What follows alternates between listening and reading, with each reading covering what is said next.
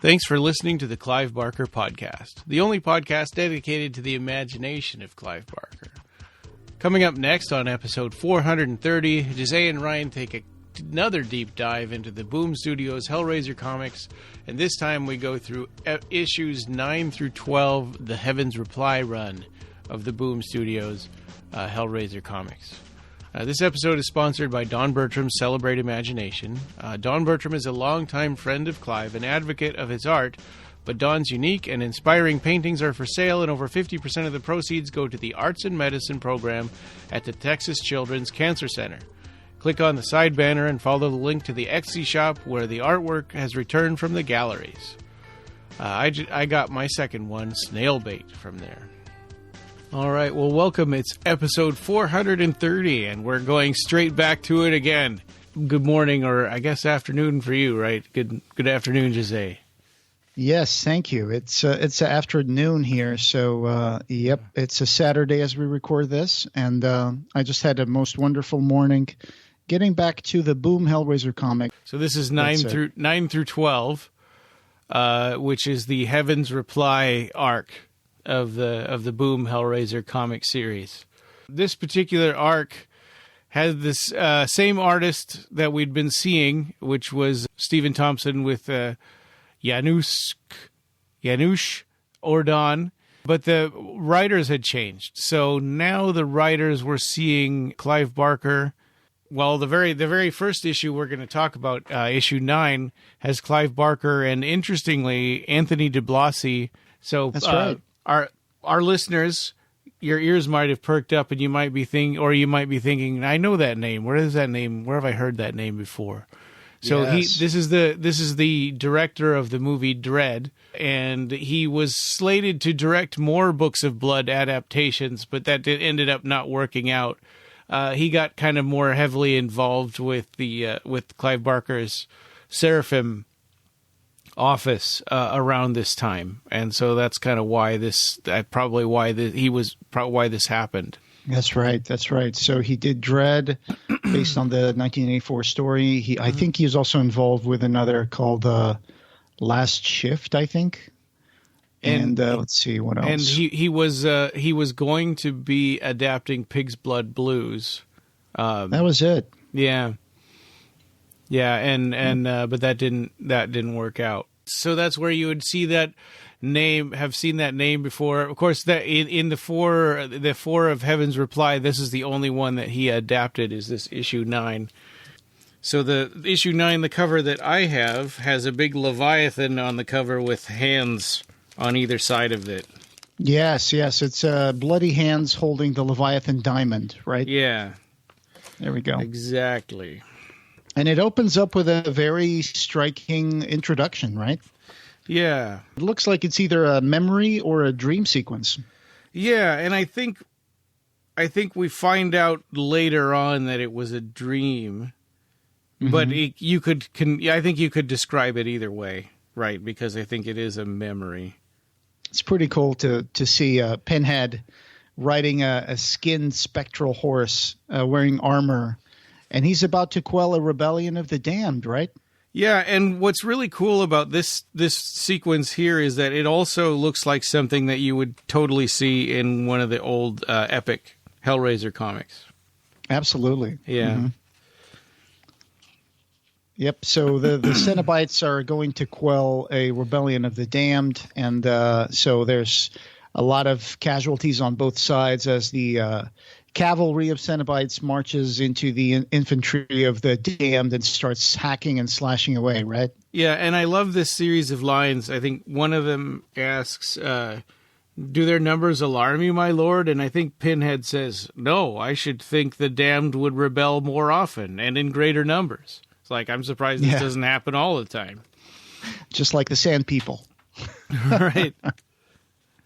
Yeah, honestly, I mean, their lives are probably pretty terrible, and they don't have anything to lose, right? They'd probably just get put right back together again once they get killed. Yeah, I mean, there's nothing to lose. There's only stuff to gain, basically. Yeah. So the fight starts, and they start hacking and slashing, and you still see like the female Cenobite and the Hell Priest, and the Hell Priest engages one particular guy that calls him captain. He says, "Hey, I was Captain Spencer. I was your lieutenant. Have you forgotten why you sought the box? It wasn't to swim in the bowels of this vile domain." And he kind of gives him a little pause, right? He gives Pinhead some pause. And then he just goes right back to destroying his enemy and sticking his fingers in his eyes and crushing his head. Yeah. And it cuts to Elliot Spencer waking up in, I would say, America. So this must be Tiffany's house. Yeah, I think so. Yeah, so he's got a woman with him, and then Tiffany's comes to visit and says, "Hey, why don't these women never stay for breakfast?" So it's a little strange, right? It's a little disconcerting. The last time we saw him, he was all slashed and bleeding and half dead, coming out of the floor in the Ludovico street house. Yeah. And then now he's fully healed. We don't know exactly. It's another one of those big jumps in history in the story where he's already healed. He's got some scars, some grid-like scars around his head, very subtle that you see in some panels. But he's back to being Elliot Spencer, and he looks just like Doug Bradley. He sure does. Yeah.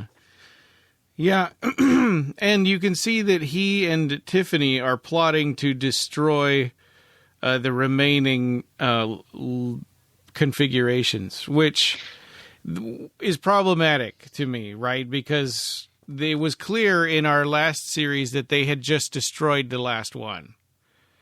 And, yes. And to me, maybe you're seeing this differently, but to me, this is a problem of switching writers. Sure. I could see that happening. Yeah. They try to come up with an explanation. They have a map with the possibility of other devices that Le Marchand created being activated. And then it's like clearly that, like you said, in the last few issues, they had said that they had destroyed the last one. Right. Yeah.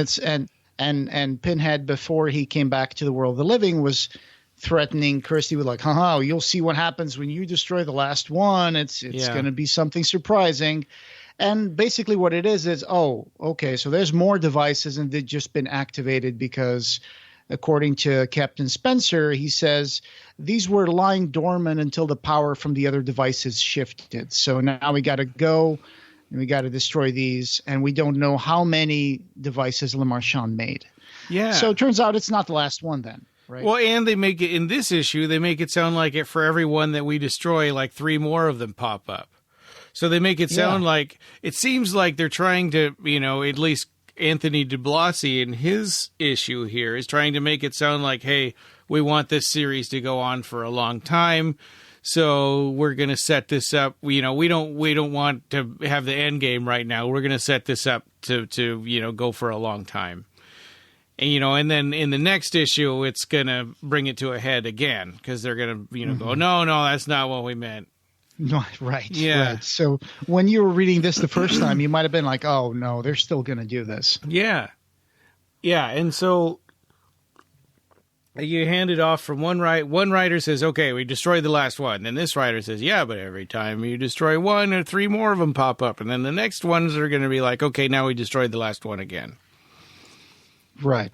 Yeah. But so they introduce a character here called Theo, who's supposed to be one of Harry Damour's scouts, right? Yeah. So all the stuff that's going on that we saw at the end of the Great and Secret Show, like the creation of the reef and stuff, that's going to come into play in these comic books. And this is one of the guys who's working with Damour, and he, being a scout for a supernatural detective, he also has some supernatural abilities of his own, right? Yeah. So he brings over a crow and cuts its head off and pours the blood into a bowl. Yeah. And he's like, tells Tiffany she has to drink it. And she's like, no way. And he's, I'm just kidding. No, but he basically is creating kind of like a thing, which is they decapitate a raven and then they put it in which I'm assuming there's some magic involved in this. It's a crow. But they say it's not a raven. It's a crow. Okay. Yeah. It's a crow. And it says you'll be able to hang out with this dead crow for 3 weeks. And every time you get close to dark or evil energy, this will start moving again. Yeah. And it's kind of nasty, right? Yeah. Pretty gross. So that's how they're going to try to discover where those items are located, I guess. They have like instead of having the water fork that people go around, they'll have a dead raven inside a bag that will, kind of help them pinpoint where those things are. And it's pretty convenient that they use that trope of having a map with X's on it saying this is where they're located. And it's like, who gave you the map? How do you know they're there? Who gave you those coordinates, and why do you need the raven? Like, it's a little confusing to me sometimes. Where do they get this information? But I guess the scouts hear stories. There was a little dialogue between Theo and Elliot Spencer, right? He says, and how is Mr. D'Amour, Theo? And he says, skeptical and keeping his distance. And he says, that's understandable. I'd be afraid too. And he says, he's not. And it's kind of, and I'm like, whoa, there was a run-in between Elliot Spencer and Harry D'Amour. So I ran over to my phone and I called up Mark Miller. I'm like, hey, is this a hint at something that's going to happen in the Scarlet Gospels? And that's when he gave me the thing about, the comics have a different storyline than what happens in the books. And so, whatever happens in the comics is not going to necessarily clue you in on the book, which was still 3 years off. Right. But it makes sense that they would, mention that, because Clive had been talking about Harry D'Amour meeting Pinhead for the Last Requiem story many years before this comic came out. So people already had this idea that something was coming that would explain their run-ins between the Hell Priest and Harry D'Amour. Yeah. So that was cool. That was cool that they were trying to incorporate all this stuff, bring Harry D'Amour into this. Then further along, we're going to see that shaman creature that Clive painted for the Fangoria cover, number 284. Yeah. And even Heaven's Reply, right? Heaven's Reply was the title of an unfinished story that Clive had started, right? There was that was the name on the notebook for the Scarlet Gospels. I don't know that it was the Scarlet Gospels, but it was definitely that story that he started and then became the Toll, right? No, I mean it said Heaven's Reply on this huge bunch of notebooks for the Scarlet Gospels. Okay, but I think that was it sprouted out of the Scarlet Gospels and became its own thing. It was the Devil's Island thing, right? That was the first draft that he was working on. And then it became the Toll, I believe. That's what it says here. I was looking at the Toll in the Wikipedia for the Scarlet Gospels. It says the Toll evolved from the partially written short story Heaven's Reply by Clive Barker that had been in development dating back to 2010. Yeah, but I think Heaven's Reply took the name, just like this thing took the name from one of the working titles of the Scarlet Gospels. And then it's interesting because they say at one point, Heaven's Reply was integrated into a screenplay for a Hellraiser reboot, which would have featured the creator of the Le Marchand configuration, the Frenchman Le Marchand, and would have opened in the fictional location of Devil's Island. The script was turned to Dimension Films but did not move forward. According to Barker, that was the last anyone heard until news of a sequel surfaced. When Barker didn't know where to take the short story, it was suggested by his collaborators that the plot tie into the events of the Scarlet Gospels. And then that's when Mark Miller and Clive Barker kind of reverse engineered it into the Toll. And so it was involved in that, whole business of the Scarlet Gospels. So it's funny that they used that first for this. For this series of comic story arc. This series was around the time of my first visit to Clive's office.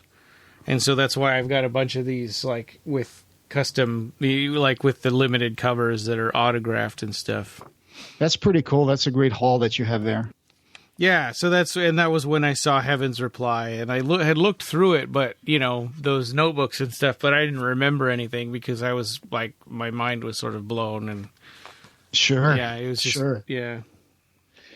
So I think that they say, okay, so these new boxes that we have to destroy are in France, right? So what do? They decide to go to Paris. Yep. And one thing about Captain Spencer is that after he came back, he doesn't really have any memories of what happened in his time as the Hell Priest, right? Yeah. So he's limited in the way that he can help Tiffany because he doesn't really have many memories of his time in Hell. So Tiffany uses her dead crow, to find where the box is, right? Where it's, and where the echo of the memories of the person who got hauled away. And somehow does this crow like trip her and make her fall on the floor? I think it starts moving on inside the bag. Tiffany is walking down the street in Paris and walks into a building that has a plaque saying Le Grand Foutre, which basically means the great fuck. And once she goes into that box, she's kind of following that instinct, right? She's kind of following that the crow thing. Yeah. And the crow starts scritching and jumping inside the bag, and she kind of gets a little scared. And then basically the crow just kind of claws his way out of the bag with his decapitated head jumping around. Yeah. And she discovers she's inside a very haunted looking house. So then you see ghosts of people who have been, or I guess a person? Is this one or multiple people? It's hard to tell. I think it's multiple people. It's multiple bodies. It's men and women hanging from chains, kind of writhing. They're obviously brought back from Leviathan's dimension. There's obviously some sort of doorway that's kind of tenuously opening in front of Tiffany. It's the troop of damned that follows Kirsty, the new Hell Priestess. So that's the end of this issue, is that as these chained, flayed, damned souls chase Tiffany inside this home she walked into, she comes across Kirsty floating, saying she's mine. Yeah. So finally, Tiffany gets to see Kirsty again, but Kirsty in her new incarnation. That's right. The white tunic and the red sash. Yeah. And the grid marks and the pins on her face. So then we're on to issue 10. What cover do you have for that one? Oh, for 10? Yeah, is it the Kirsty face that's screaming? I have two of them, actually. I have one that's the Kirsty face with her screaming, and that one's signed by Mark Miller. And I have another one that's like a Emerald City Comic-Con exclusive cover that's got Pinhead and Kirsty on either side of like a Space Needle from hell, basically, that looks like the Space Needle with Leviathan on the top of it. Oh, can you show that to me? Yeah. Oh, I love that cover. Yeah, the cover A is the one with Kirsty screaming with the Hell Priestess face. And that, I think it might be a Nick Percival cover. Oh, yeah. Yeah. All right. So I have two. And when you put these in a comic with a backing board on it, you can't see what numbers they are anymore. Because, the ones that don't have, have these exclusive covers that don't have numbers on them. They put the numbers on the backs. So issue 10. We changed writers, right? So now it's Clive Barker with Rob Humphreys and Mark Miller are the writers.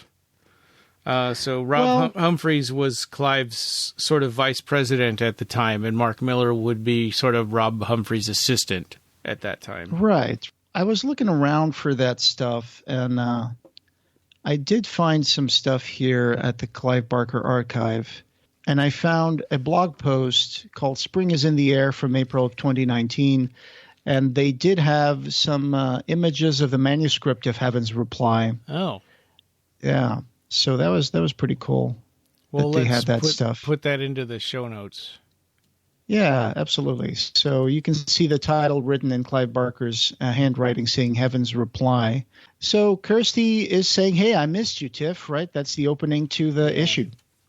Yeah, so before it was kind of like, she's mine, and it was a cliffhanger because you were supposed to wonder, like, is Kirsty going to kill her or something?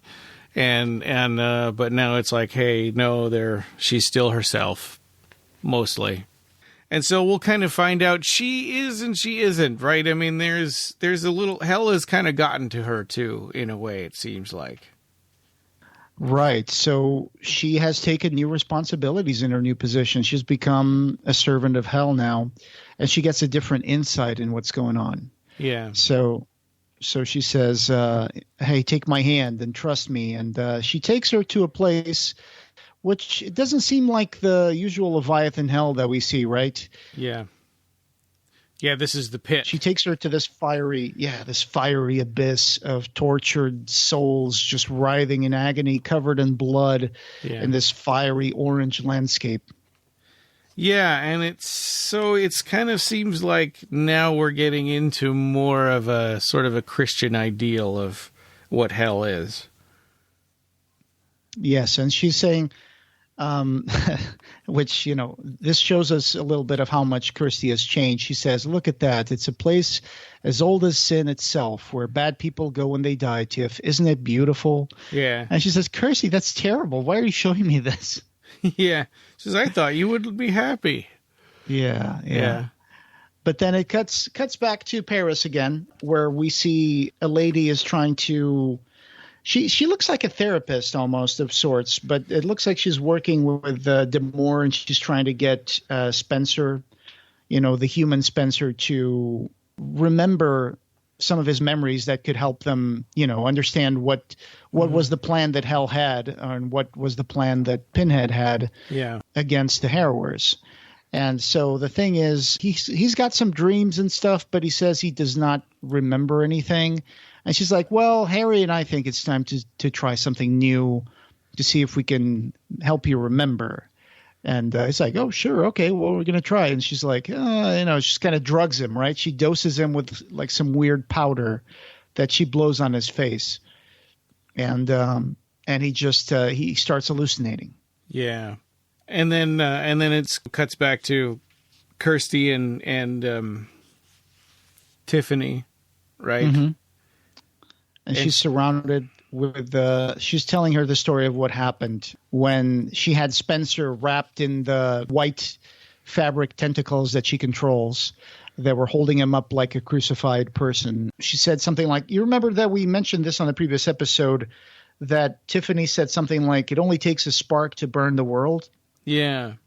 To justify why she was so aggressive in destroying everything that she could come across that belonged to Le Marchand, or any guy that showed any interest in collecting Le Marchand stuff. Basically, Kirsty tells to Tiffany that, hey, I thought you'd be happy because you see all these evil people in the pit.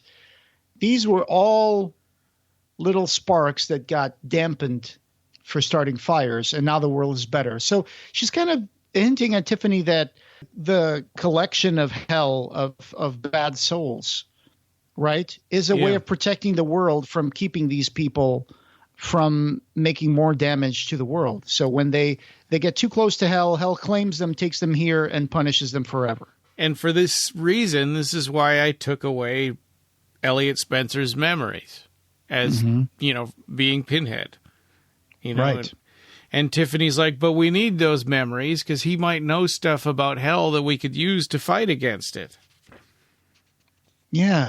And it cuts back to that kind of psychotherapy session that Spencer is having, where he's been drugged and hypnotized, and they're saying, let's try something. Let's see if you can go and open this door to your memories. So he finds himself in this kind of metaphysical plane inside his mind, and she tells him, go over to that door and open the door. And he tries to open the giant iron door, and he can't access his memories. It says, no, it's locked. And she's like, that's not supposed to happen. And of course, that's sort of a metaphor for Kirsty having locked away his memories.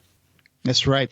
And then Kirsty says, that the moment she kicked Spencer out back into the world, that's when she started to realize what being the Hell Priestess kind of entails and what rules she was bound to, because she says, I sent Spencer out of hell into the real world, and then I heard the call from that bell, and we hear like the bell is ringing, and she's like being transported to some guy who is opening up one of Le Marchand's toys.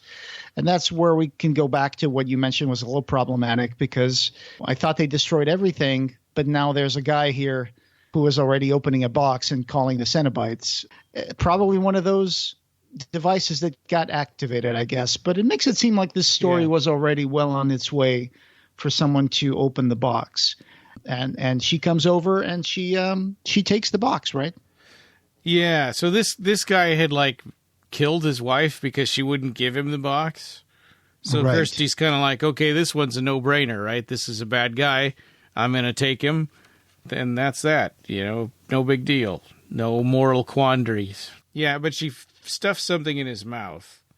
Yes, yes. She stuffs a piece of one of her Cenobites that used to be a harrower. She says, when your soul is thirsty and your spirit hungers, the only remedy is communion. So she puts that in his mouth. He kind of starts becoming a damned soul, I guess. Yeah. Yeah, I wasn't really clear on the effect of that. I think is she taking him away now? You're right. She does take him because she says he was obsessing about the box. That's why he killed his wife, because she wouldn't give him the box. And so they claimed him. Yeah. Because there's another one that's becoming a moral problem that we'll get to in a little bit. And so she was saying when she took that guy who killed his wife, she realized that the Cenobites are actually kind of the good guys because they're taking away these people that are living in our world and causing harm and playing with powers beyond their comprehension. And they just kind of swoop them up, take the box, take the guy, take him to hell, and, get him out of our world. So I never thought of it that way, but that's kind of an interesting take on the purpose and function of the Cenobites.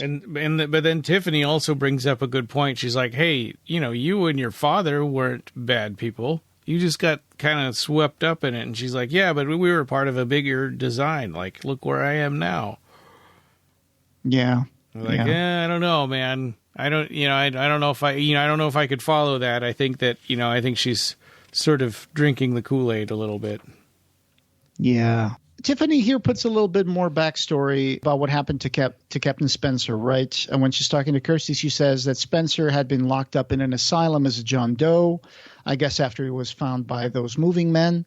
Said the Moore thought Spencer might be able to help us, but the only problem is, and then Kirsty says he doesn't remember anything. And then she kind of shows this floating like orb and says, I've got his memory. So she took his memory so he would be harmless when he went back into the world. Yeah. Tiffany has convinced Kirsty that putting the memories back is a good thing. And I think this is kind of the point where I think they're messing up. Like, right, I think that... Right. Yeah. Because Kirsty releases Spencer's memories, right? The Hell Priest's memories. And that little orb goes into our world, goes to France, flies into the window, right into Elliot Spencer's mouth, and all of a sudden he remembers everything. Yeah. Yeah, you can see you can see Larry getting, who is Frank, right, getting pulled apart and... Right. You see this beautiful splash page with all of the a montage of the most iconic moments. You see Butterball, you see Chatterer. I think what we're seeing is almost like tortured souls being torn apart, a child floating face down in the water, a knife going into an eye, and many spurts of blood. And he's kind of like clawing at his head, right? Yeah. Yeah, that's a very traumatic experience. And then on the next page, his chest is all bloody, too. Yeah, yeah. Then we're on to issue 11. Yeah, and so I've got a crazy custom cover that's got Pinhead inside of a mouth that's inside of another mouth that's got a skull in his mouth with some bugs and stuff. Yeah, that's cover A. Yep. Yeah, mine's like a keyless version of it. Yeah. Cover A. It's really good. I think it says cover A is Tim Bradstreet. Yeah. And so this one opens in it's another one of those things that I keep complaining. There's a plane flying over the jungle, right? Nondescript jungle. We don't know exactly where this is. Yeah. And there's it's like an Air America kind of thing where there's like a plane flying with a big crate, and there's just two guys in the plane. And they're like, hey, they paid us in cash. I don't care what they're delivering. Yeah, yeah. And then they got a big crate in the back for a collector. What do you think is in the crate? And it's like, I don't know. Yeah. So, the plane is out of gas, and it was full of gas when we left, and they were going to crash in the jungle. So that's kind of a little tropey beginning. Yeah. And they crash next to a tribe of natives. Yeah. And the plane crashes, and there's fire, and people are running around, and it's a big accident. So after that, they cut back to hell. Yeah. And do you get the vibe that this is still the Leviathan hell? Because when they showed the abyss, I think they were trying to show us that there's these two different places, right? Because that abyss did not look like It looked more like a regular like Inferno thing. Yeah, it does. And now it looks like Kirsty's operating out of a different hell than Pinhead did. Right. Yeah. So the thing that used to be her fiance is asking her what she's thinking about, and she's like, "Well, I'm thinking about the past."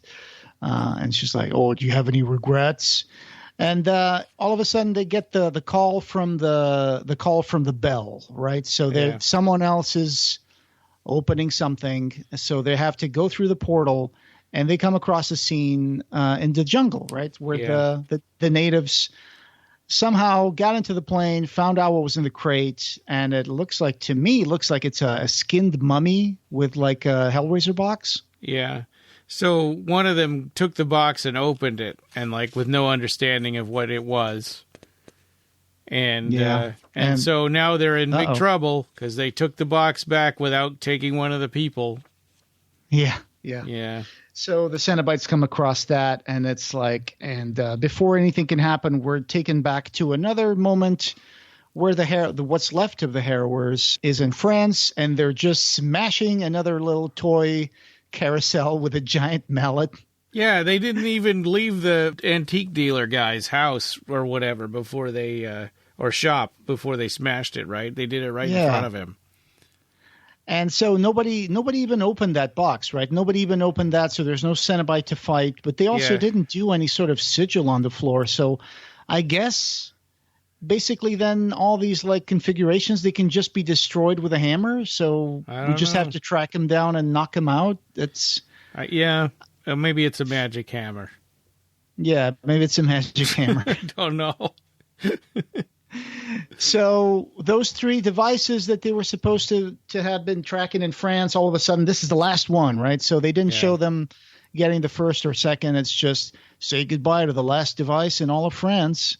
So that's the thing that happens behind the story. And I feel like they do jump around a lot. They do rush a lot through the story. Yeah. So like in the last issue, they wanted to drag it out more. And in this one, they're like, no, we're bringing it back because this is where we were trying to go before, is what happens when you destroy the last box.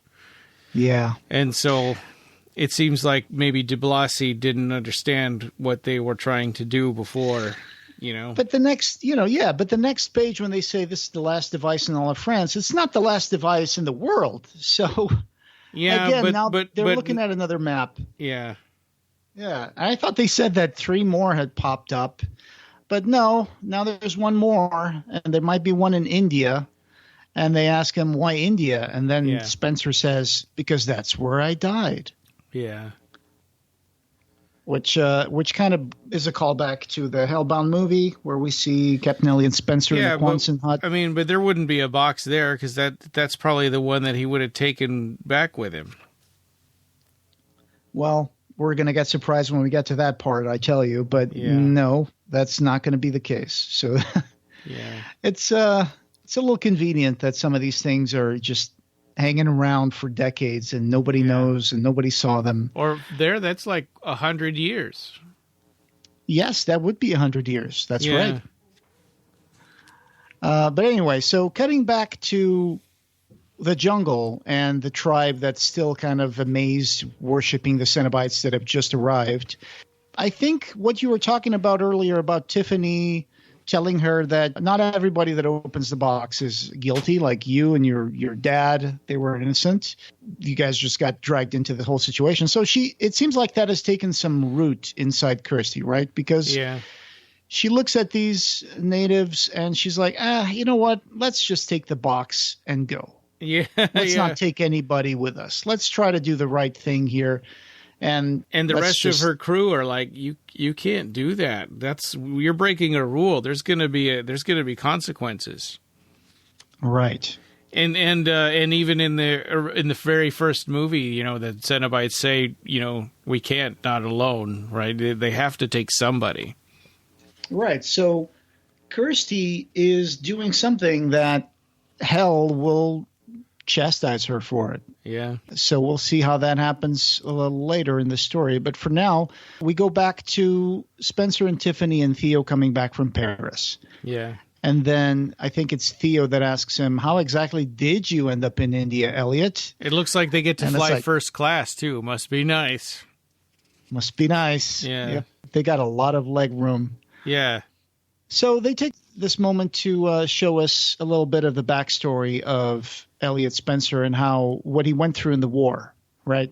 He gets fascinated by this tree, which this is really interesting. This tree where the fruit that's hanging from it is people that have been hung, right? Like a sort of a gallows sort of a situation with. Yeah, it's like a massacre tree, like dozens of people just hanging from them. Yeah, and this idea came from Clive himself. This was like a dream that he had. Oh yeah, and he asked them to incorporate this into the comic. Oh, I see. Do you remember what interview he mentioned that in, more or less? Or was it something that someone told you? I think that he told. Yeah, I think that Mark told me that. Oh, cool. Little insight on that. That's interesting. It's a very striking looking panel here with his unit being ambushed, and they were badly wounded, and it was just him and two other people. Then they reached that clearing, and they saw that tree with a lot of corpses hanging from it, and it kind of broke him, right? He looked at that, and he was like, he says that he recognized it as a work of art, but I think it kind of broke his mind a bit. Yeah, everybody else is like throwing up and stuff, and he's just staring at it, and he just can't stop looking at it. And the rest of his group was just like, hey, we got to go. And they left him there. Yeah, he just walked away. He deserted. He just walked a different direction from his other two colleagues. And he said, my only sensible option was to leave my life behind and search for further pleasures. Yeah. And then it cuts to what we see at the beginning of Hellbound when he's in the Quonset hut just trying to open up the box. And we know what happens there. Yeah. And then they cut back to Kirsty and her acolytes coming back from that portal. And then they're like, well, I mean, what happened back there? And she says, I think it was a test. And then one guy says, well, I think there might be consequences. Isn't that the deal that if the devices choose their owners, and then we should be claiming them? And she's the deal is what I say it is. Yeah. But she goes into her private quarters, which was the same thing that we saw Pinhead in the previous issues play, like that organ of souls with the flayed corpses. Yeah. And then those corpses, which I think are talking to her as if they're a messenger of Leviathan, says, you kind of disobeyed the order. You failed to do your function. Yeah. And she's like, well, I don't want to take innocent souls. Well, and this was her whole reason for doing this in the first place, was to make hell better. Yeah. But she says, the organ of soul says, well, there's a price. Hell doesn't make mistakes. So hell will come calling. So it looks like that is the foreshadowing for what's going to happen. If this cycle of device chooses owner, we claim the owner, take him to hell, and protect the boxes. If the boxes are destroyed or this cycle of souls is broken, hell is not going to be happy. Yeah, hell doesn't make mistakes. I mean, why would Shinard be trying to take Tiffany? What did she do? In Hellbound. I think he was using her more like a tool, right? Yeah. I mean, Shinard as a Cenobite, terrorizing her and chasing her around, trying to get her. To me, at the time when I was watching that movie, it felt more like he wanted her for the skills that she had.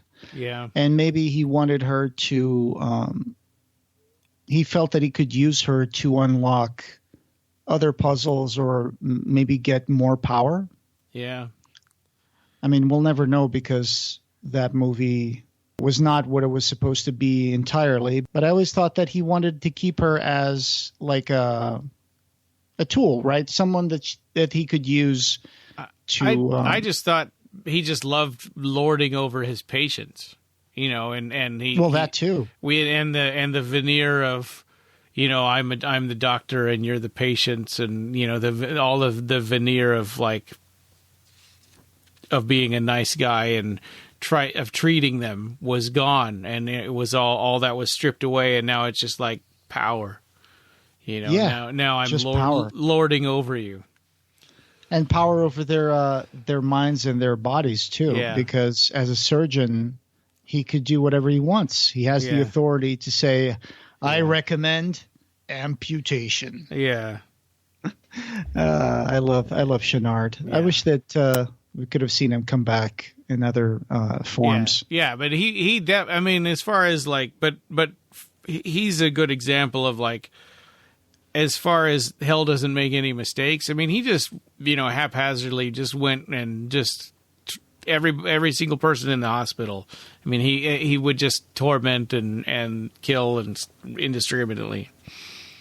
Yeah, it seemed like when the doorway was open, there was a corruption of the entire environment around that area. Yeah. So it's like, this is stuff that sometimes we would discuss this in the old forum, the Hellbound Web forum. It's like, do you think that when the box is open, that area or the room or the home where that is happening kind of gets cut off from reality a little bit? Because when Kirsty is fighting for the box and she opens the door of the Ludovico house, she sees darkness, right? Instead of seeing the street outside.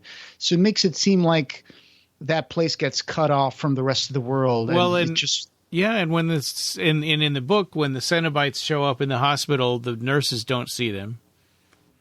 Right. Yeah.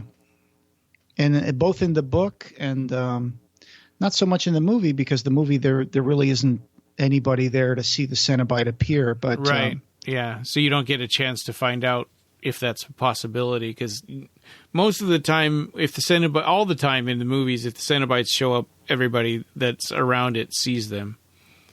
Right, in the movies, correct. Yeah. So, following back the story, Spencer, Tiffany, and Theo go to Calcutta. Yeah. So it's just I just think that in the comics, time doesn't really have a lot of meaning, and while all this stuff is happening that only takes like 20 minutes, other stuff is happening with other characters that should be taking like them days or hours. But in any case, right. I mean, they're taking like a 13-hour flight or whatever. Yeah, they were just in France a moment ago, and now they're in Calcutta. So anyway, they're there to meet one of Harry Damour's people who should guide them to, for some reason, where that place was where Captain Spencer got transformed, which I would imagine nobody would know that better than actually Spencer, right? So why are these people in Calcutta going after them and they're like running them over with their cab?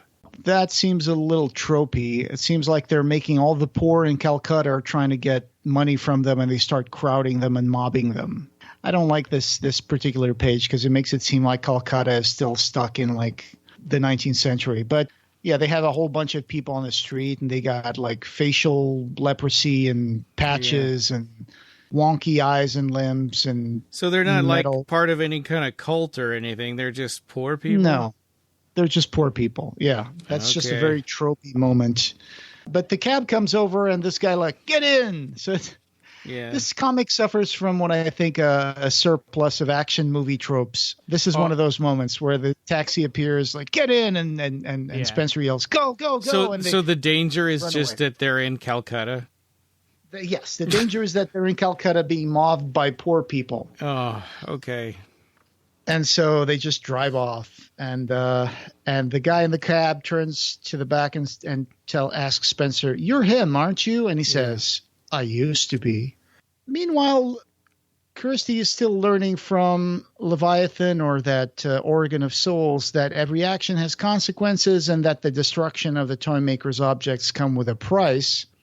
And I think at this point, I don't know that they already knew what the price was, because Leviathan also says, what that is, however, we do not know. The one whose place you took would not tell us.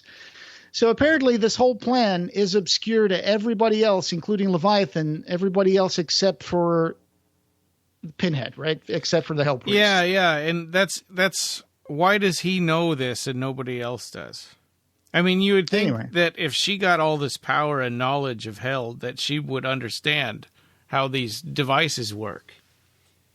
That's right. But so back with the taxi cab, they kind of just drive over to the Quonset hut in the middle of nowhere. And I can tell you from experience that a Quonset hut like that would not last 100 years. Right. Because that stuff is nothing but like corrugated metal, right? So that would be full of holes and start falling apart. Yeah, they do. They usually only last maybe 50 years. Yeah. So anyway, they go to the taxi. They take out the magic hammer off of the trunk, and they go in there to destroy the box. And at the same time, Kirsty says, "Oh, I think I know what Spencer's up to." And she goes to grab the box. But it's like, it's a little unclear which box is this. Does every box in Earth have a representative in hell? I think it's just a different. I think it's the one that they just brought back from the jungle. Right. I think she's trying to use that box to open a doorway to go back, to go the other direction. Yeah. To go the other direction, find Spencer and stop him. And they're like, well, we never did it this way. You know, if you open the box in hell, what door opens when you're already in hell? And so she says, we're going to find out. Yeah, and there's an interesting part in here where Tiffany's is asking Spencer to smash the box, and he's like, oh, I couldn't possibly. Yeah. You know, and she's like, "Oh no, you've done enough. You've done so much. Why don't you let me do it?" And he's like, "Oh, okay, you know, if you insist." And it seems it's visible that he's just manipulating the situation. Yeah.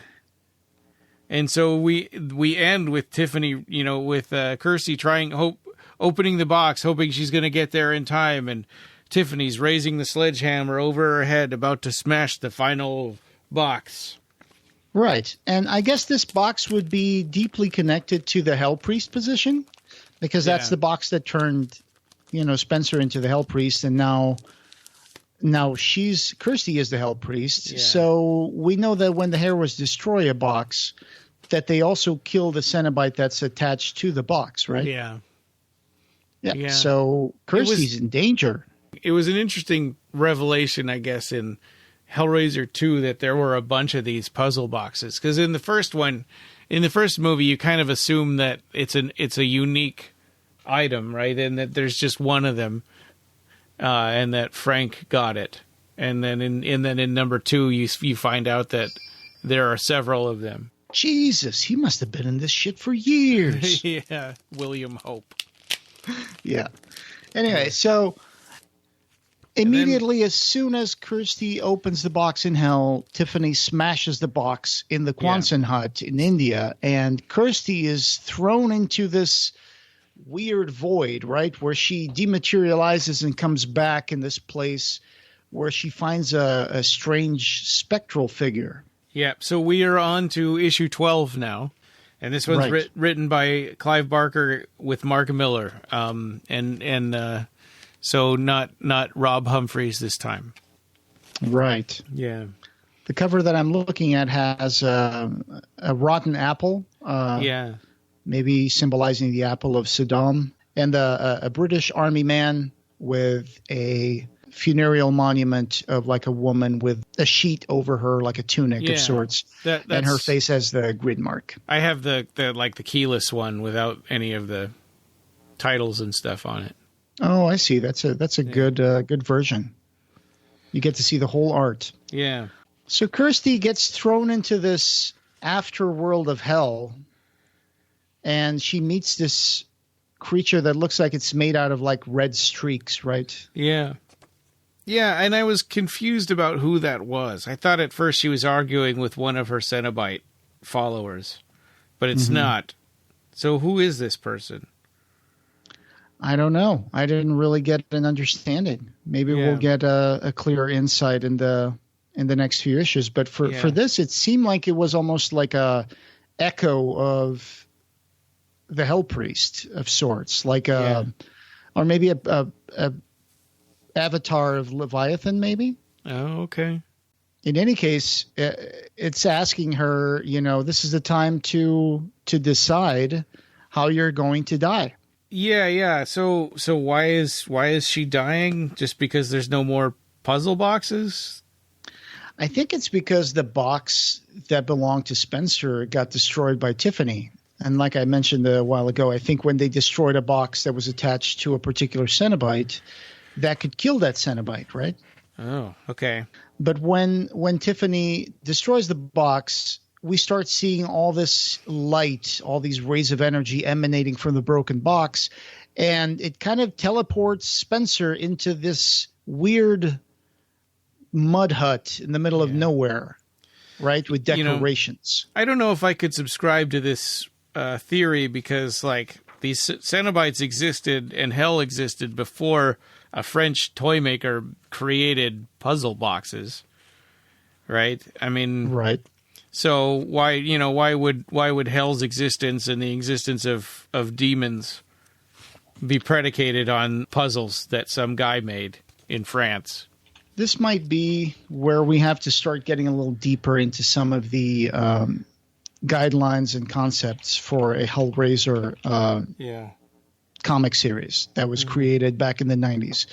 Because in that stuff, in that document, I think they used to mention something like Leviathan sent bits of his flesh into the universe and he spread them around.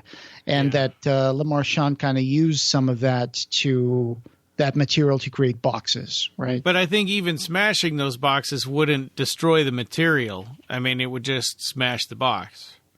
No, I agree with you on that one. I mean, I'm not crazy about the mythology they created for the Boom Hellraiser comics, even though it might have come straight from the source. I think there's a lot of really cool stuff here, but I think that also, tying it so intimately with this, it's kind of saying that that the people of Earth have sort of created hell in a way.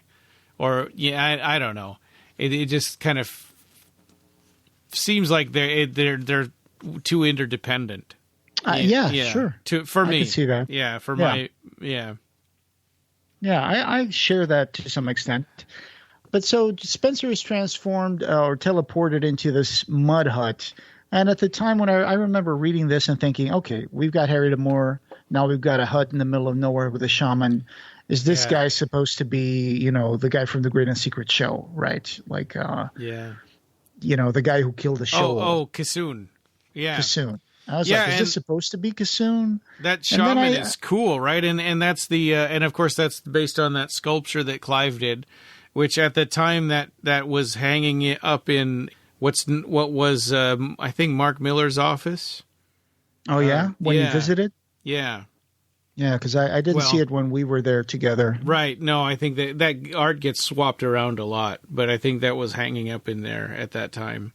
And this was the time, I think, when, or maybe it was Rob Humphreys' office at that time, but soon they had Rob Humphreys had left and Mark Miller took over. Right. So the shaman is represented, like you said, by that mixed media art that Clive created for Fangoria's magazine issue number 284, which was celebrating Fangoria's 30th anniversary, I think, from 2009. So it's been a while. But I was glad to see them use that and bring that in here, even though they don't really explain what kind of who is this creature? Who is this shaman? Why is he here? At first I thought it was Kissoon, but then I thought, no, that's not Kissoon. Yeah, and he's telling Elliot Spencer, like, hey, okay, you've gone as far as you can as a mortal person, but I'm going to give you something that's going to make you more than immortal because you can't do anything more now. And then it says, what say you? And then Spencer says, I want to see the world bleed. And the shaman says, good.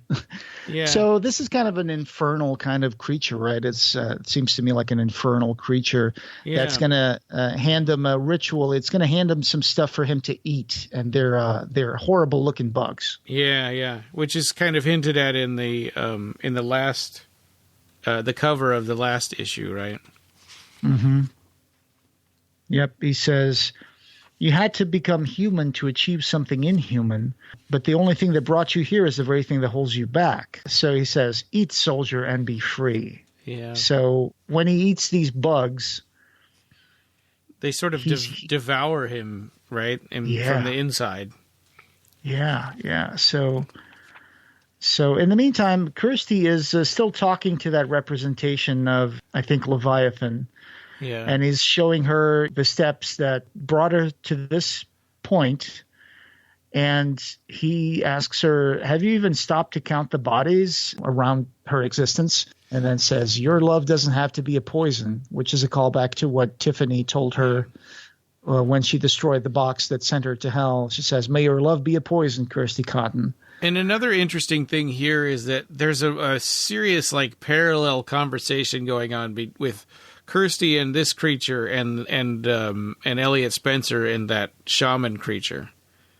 Right. Yeah. So Kirsty is being told that she's in this place now because a great evil is about to be loosed upon the world, and she has to stop the other guy, Spencer, because if she doesn't stop him now, things are going to get worse.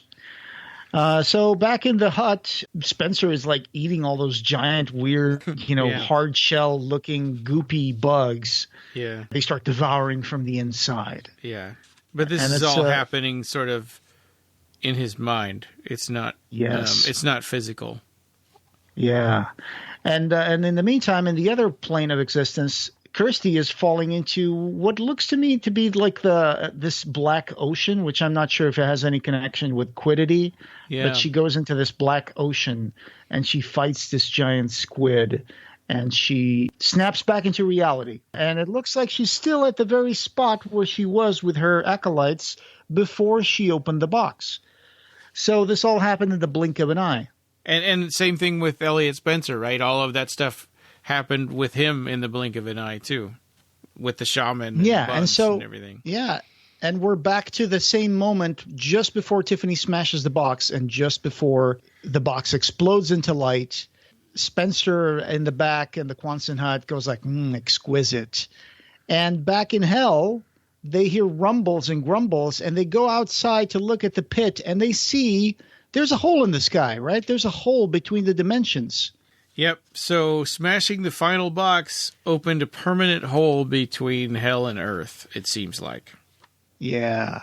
And Tiffany figures it out right away when he said exquisite. She's like, what have you done? Yeah. And he says, I'm not the one who smashed the box and opened the gates of hell, am I, little girl? And then the guy that was with him hit Elliot Spencer in the face with his shovel. It seems like kind of a logical leap for him to just okay, that's it, smack.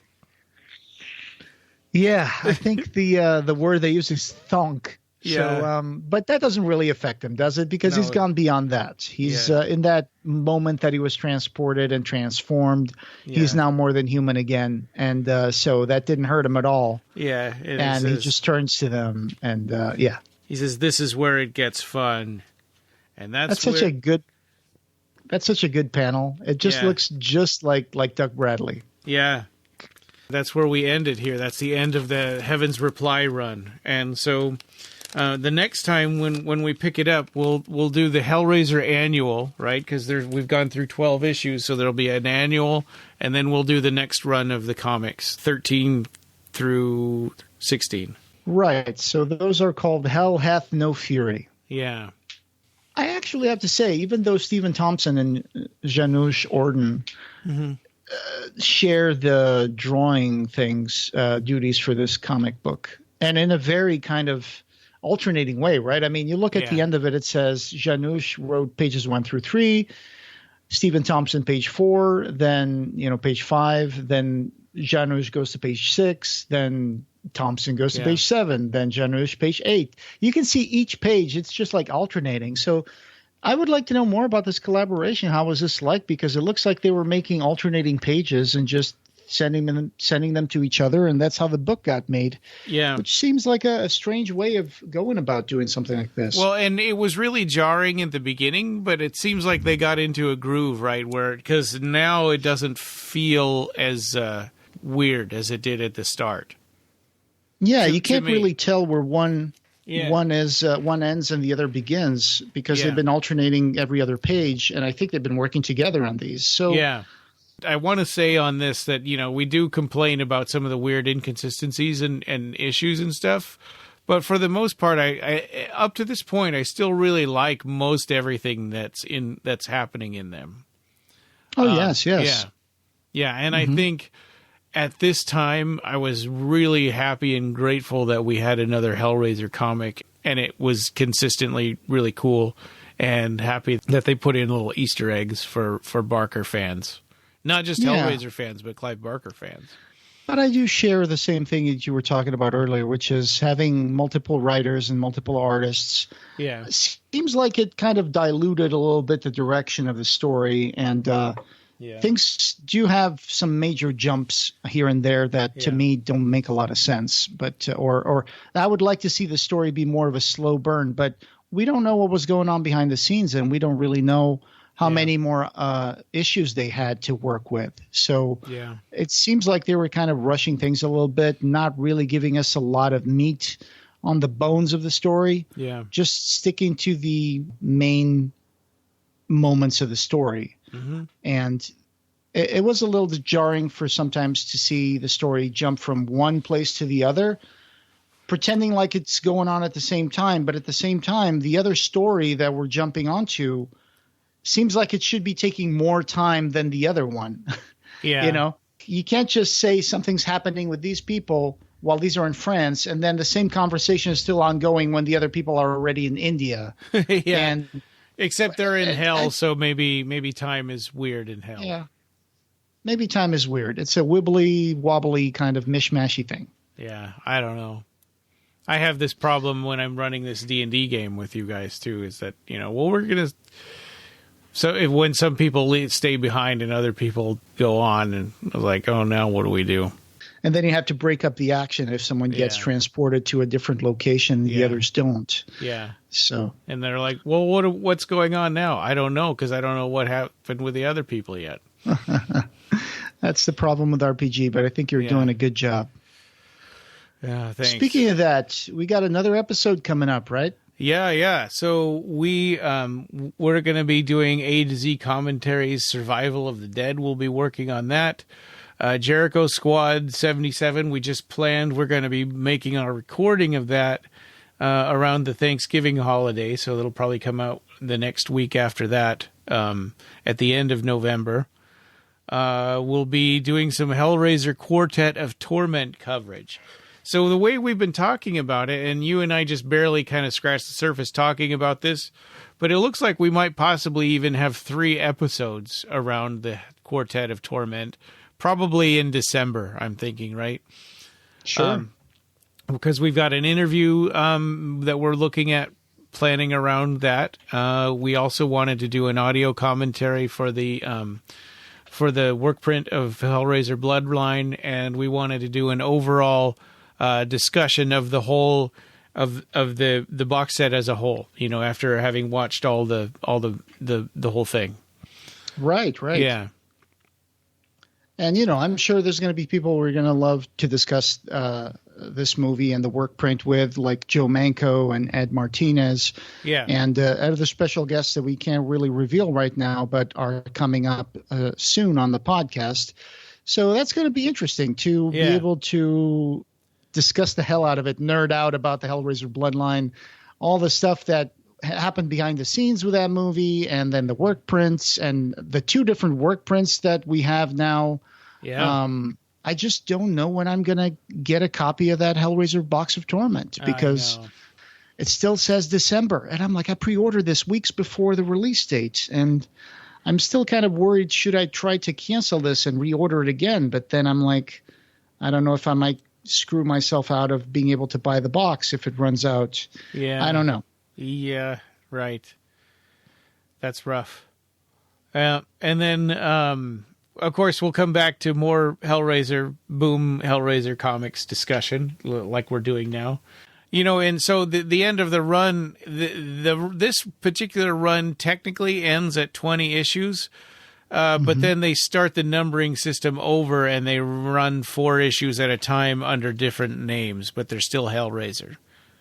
So, right. There's like The Road Below, and we'll get into the Seraphim published comics also. there's a lot of stuff to get through, so we'll get through that slowly but surely, and this we'll have a lot of fun. Spill over into next year. I would imagine we're running out of 2023. That's true. That's true. It's already November. Yep. There aren't that many. When you think of how many weekends there aren't that many left. So we'll definitely have a Thanksgiving episode for that Jericho thing, or Thanksgiving themed maybe. So we'll see how that goes. And thanks for joining us to talk about these comic books.